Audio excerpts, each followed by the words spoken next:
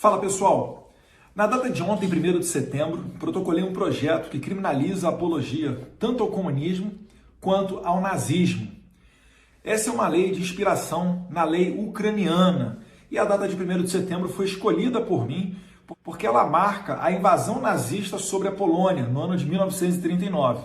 E 2 semanas depois, a Polônia, dessa vez a leste, passou a ser invadida pelos soviéticos, em comum acordo com os nazistas, fazendo um ataque sobre o exército polaco. Vale retroagir um pouco no tempo para lembrar que a Polônia foi uma pedra no sapato dos soviéticos, mais especificamente dos revolucionários bolcheviques, porque no ano de 1920 ocorreu o milagre de Vístula. Vístula é um rio da Polônia, local que marcou uma reviravolta na marcha que os soviéticos estavam fazendo para, por cima da Polônia, ali implementar o comunismo e depois seguir em direção à Alemanha, onde se juntariam com simpáticos ao regime bolchevique da Alemanha para tentar implementar ali o comunismo também.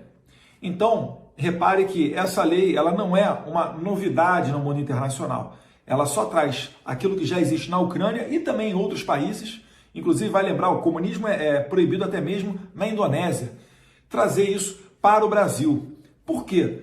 Primeiro, existem razões históricas. A gente acabou de citar uma, mas vale lembrar também que o governo de Joseph Stalin, durante a Segunda Guerra Mundial, se aproveitou para copiar exatamente aquilo que Hitler estava fazendo. Hitler ele invadia os países e tomava esses países para si, implementando ali o seu regime. A União Soviética fez a mesma coisa. Quando a União Soviética estava retomando os seus estados confederados, que foram invadidos pelos alemães, eles chegaram perto da Polônia e esperaram para atacar os nazistas, porque naquele momento os nazistas estavam esmagando a resistência polonesa. The Red Army now paused and dug in along the river Vistula, south of Warsaw. Stalin was in no hurry to bring the war to an end. With Europe in turmoil, conditions were ideal for the spread of communism. The first victims of Stalin's political calculations were the Poles. On August 1st, 1944, the Polish Home Army rose up in Warsaw against its Nazi occupiers. But it desperately needed help. The Red Army, camped just to the south, was perfectly placed to provide it. But Stalin regarded the Polish Home Army as close to the Polish government in exile in London and hostile to communism. So he turned a blind eye to the plight of the Polish fighters. They were crushed with terrible brutality. The Germans wouldn't finally be pushed out of Poland until the Russian army drove them out in January 1945. Então, depois que os nazistas massacraram as últimas resistências polonesas, é que os soviéticos entraram na batalha e expulsaram os nazistas da Polônia. E se eles seguissem adiante, não estavam muito longe de Berlim. Era só seguir em linha reta rumo ao oeste. Mas o que Stalin fez? Ele parou e mandou as suas tropas do Exército Vermelho irem ao sul, em direção da Bulgária, da Iugoslávia, da Albânia, da República Tcheca, da Hungria. It was the start of a Soviet master plan that would eventually see communist governments across most of Eastern Europe. Stalin, meanwhile, was already sizing up other territory in Eastern Europe. He could have moved directly west towards Germany. Instead, units of the Red Army moved south in a vast thrust down through the Balkans. End of 1944, most of Eastern Europe lay in Stalin's grasp. His troops controlled the Baltic states and Poland, Romania and Bulgaria. Pro-Soviet forces ruled in Yugoslavia and Albania. Hungary and Czechoslovakia were in his sights. Stalin had successfully laid the foundations for the future Soviet bloc. E ele conquistou vários desses países e implementou ali o sistema comunista, a exemplo do que Hitler fazia, só que Hitler implementava o sistema nazista. Então repare que são duas ideologias que não são antagônicas, até porque o partido de Hitler era o nacional-socialista, o que diferenciava um pouco, óbvio, do regime soviético. Mas, em suma, não são tão diferentes entre si, a começar na sua maneira genocida de governar. Hitler matou 6 milhões de judeus, e o que nós podemos ver no século XX foram cerca de 100 milhões de assassinatos oriundos desse regime comunista. Então Stalin não tinha tanta diferença de Hitler quanto aos seus objetivos. E somente depois de conquistar esses países do leste europeu e formar a cortina de ferro, foi para cima de Berlim para acabar realmente com o nazismo. Fato que só ocorreu porque na Europa existiam duas frentes de combate. Hitler cometeu esse erro, então os aliados também vieram a oeste, reconquistando a França, a Holanda, a Bélgica, até chegar na Alemanha também. E para aqueles que dizem que, Eduardo, mas assim você está restringindo o debate, você está sendo autoritário. Ora, para quem tem esse discurso, por favor, por coerência, defendam a descriminalização do nazismo. É certo que isso não vai ocorrer. E até eu defendo que isso não ocorra. Por quê? Porque não existe como você debater com aquele que vai te matar. Repara só nesse trecho aqui que eu coloquei na justificativa do meu projeto de lei. É um trecho do mínimo que você precisa saber para não ser um idiota, né, do Olavo de Carvalho. E diz aqui, na verdade até é um artigo do Olavo de Carvalho escrito para o Jornal da Tarde de 28 de outubro de 1999. Abre aspas. O socialismo matou mais de 100 milhões de dissidentes e espalhou o terror, a miséria e a fome por 1/4 da superfície da Terra. Todos os terremotos, furacões, epidemias, tiranias e guerras dos últimos 4 séculos, somados, não produziram resultado tão devastador. Isto é um fato puro e simples, ao alcance de qualquer pessoa capaz de consultar o Livro Negro do Comunismo e fazer um cálculo elementar. O Livro Negro do Comunismo, ele busca trazer essa quantificação de pessoas que foram assassinadas nos regimes comunistas.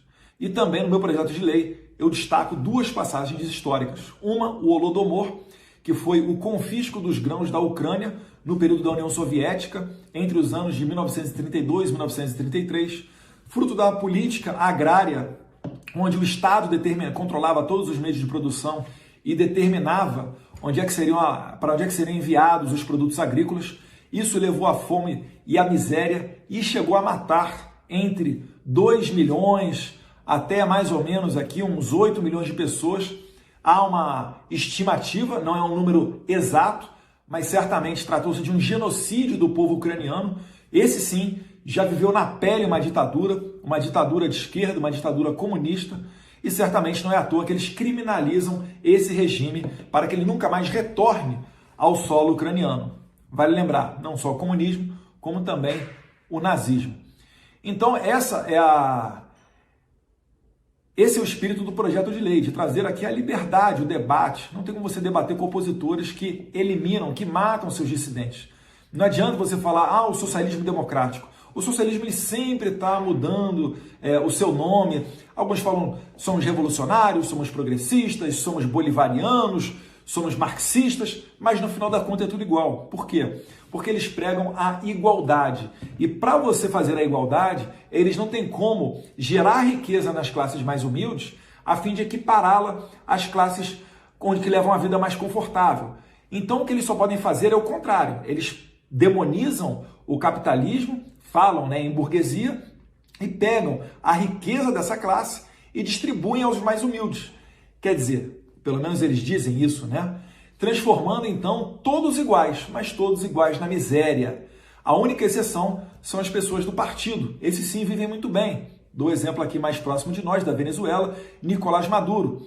Cerca de 15% da população venezuelana, mais de 4 a 5 milhões de pessoas já deixaram o país por causa da perseguição política, por causa do alto número de homicídios, por causa da miséria e da fome.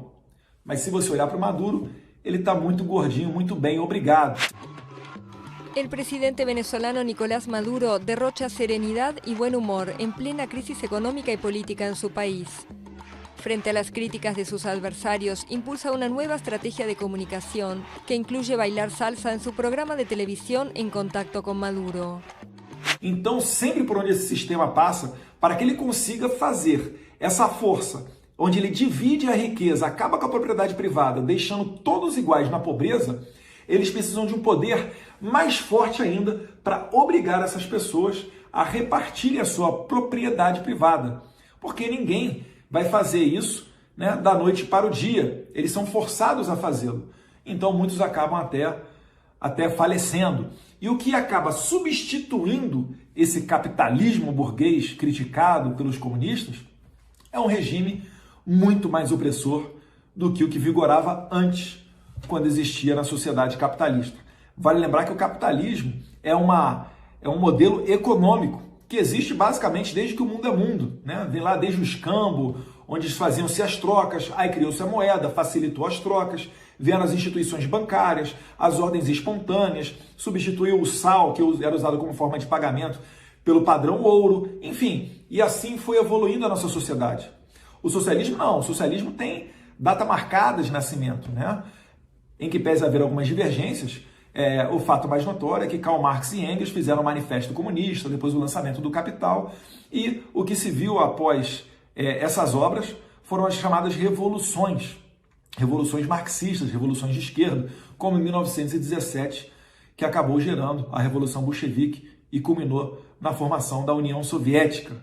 Então, esse é o passado negro do comunismo e do nazismo que nós não queremos ver aqui no Brasil. Além do Holodomor, também coloquei no projeto de lei como justificativa o Holocausto, que todos vimos, né, a máquina de extermínio nazista e que absolutamente ninguém quer que retorne.